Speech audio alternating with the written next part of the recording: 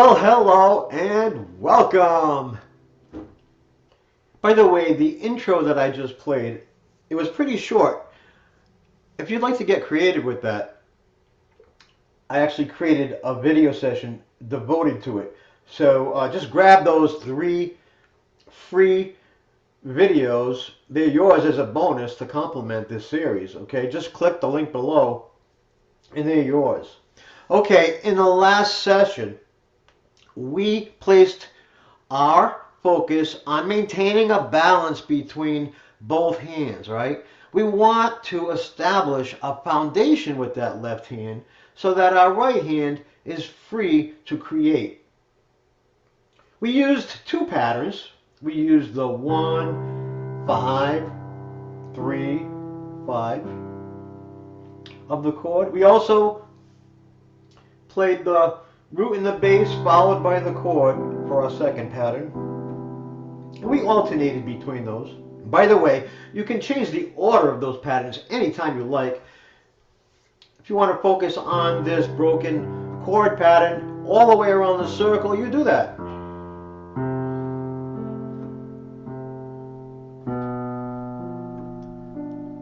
And so on, right? The same is true for this pattern.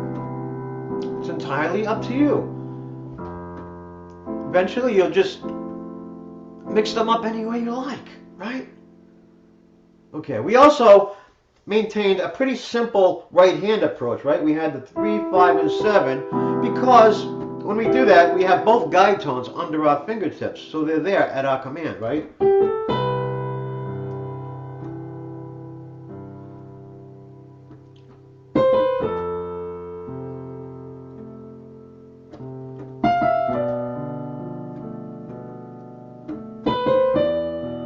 Right. Okay, well, let's keep the momentum going. What we'll do is simplify things even more so with our right hand so that we can actually give our left hand some breathing room to practice a little bit, okay? We can place our focus on playing this left hand confidently. Eventually, more attention will go to the right hand when we know exactly what's happening with this without even thinking about it. But right now, we could use a little bit of, a little bit of time to actually develop our confidence. Therefore, we're going to do this by simplifying this right hand in this fashion.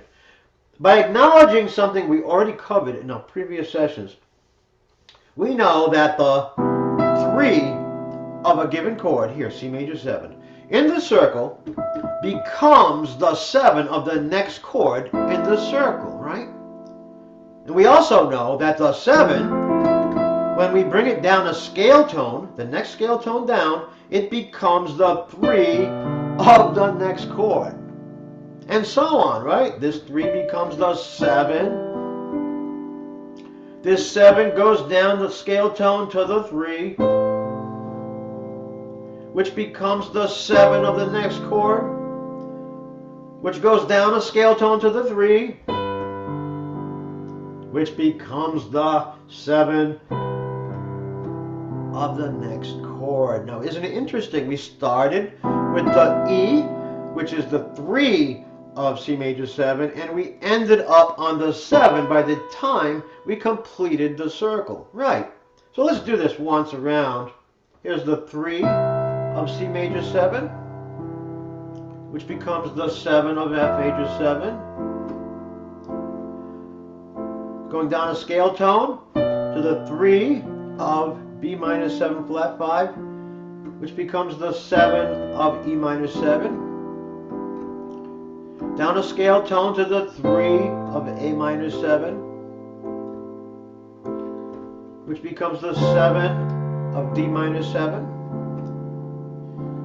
Down a scale tone to the 3 of G7, which becomes the 7 of C major 7. Right.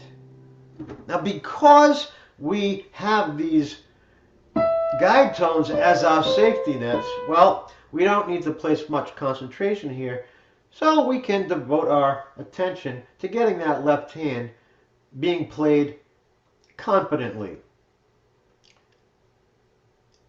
And as you're feeling more and more confident with this right hand can explore a little without even thinking about it. For example, we know we're going to play this E again for the F major 7. Play a neighbor tone.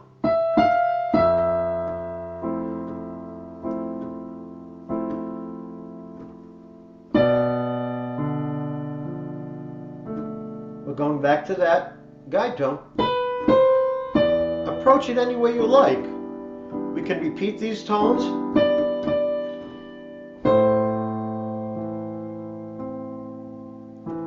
Going back on that C, approaching it with some neighbors.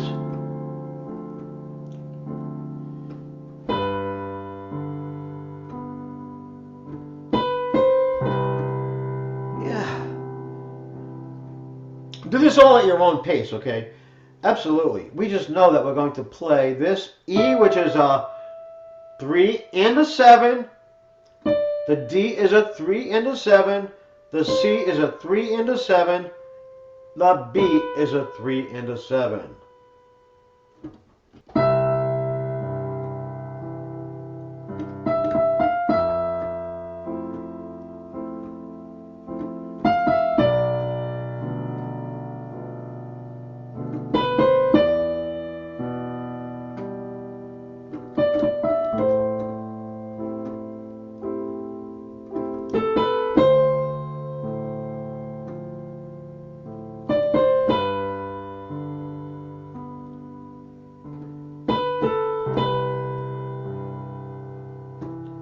Okay, yeah. So we know we're going to land on these guide tones.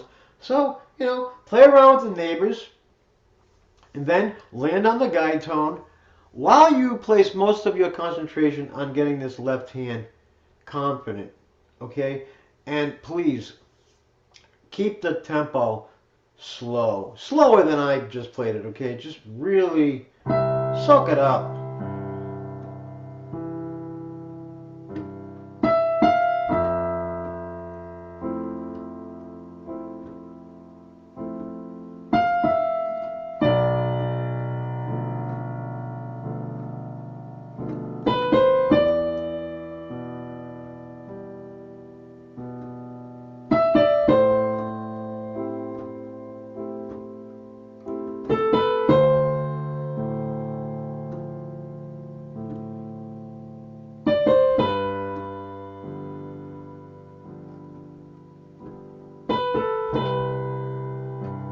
And for some variety, of course, playing different octaves.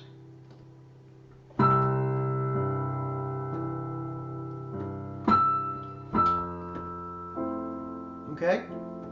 Yeah. By the way, you can start on the 7 of the chord, of course, and the same applies. The 7 of C major 7, down a scale tone, becomes the 3 of F major 7, right? Which becomes the 7.